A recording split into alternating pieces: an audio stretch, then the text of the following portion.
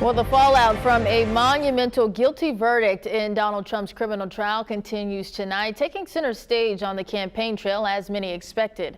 Today, President Joe Biden breaking his silence on the historic verdict.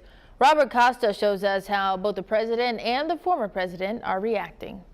It's reckless, it's dangerous, it's irresponsible for anyone to say this was rigged just because they don't like the verdict. Today, an extraordinary moment in American history. President Biden sharply rebuking his predecessor's response to being convicted by a jury of his peers. Biden spoke just 2 hours after former President Donald Trump vented and lashed out at the judge in the atrium of Trump Tower. It was a rigged trial. We wanted a venue change where we could have a fair trial.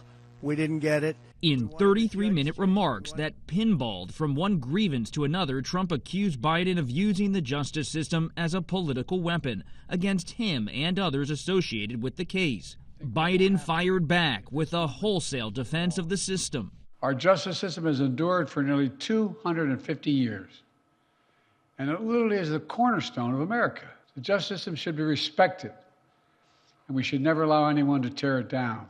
While the president's campaign has spoken out on the trial, Biden himself has often been muted on it until today.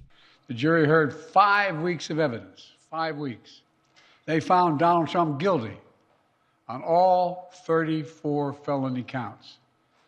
Now he'll be given the opportunity, as he should, to appeal that decision just like everyone else. Trump's remarks were billed as a press conference, but no questions were taken.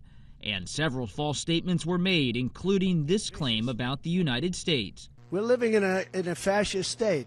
Trump also railed against Judge Juan Merchan. You saw what happened to some of the witnesses that were on our side. They were literally crucified by this man who looks like an angel, but he's really a devil. Throughout the trial, there was speculation Trump might testify. He said today he wanted to. He and his lawyers ultimately decided against it. The theory is you never testify, because as soon as you testify, anybody, if it were George Washington, don't testify, because they'll get you on something that you said slightly wrong, and then they sue you for perjury.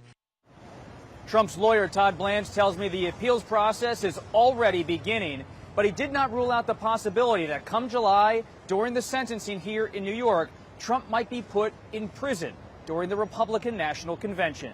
Robert Costa, CBS News, New York.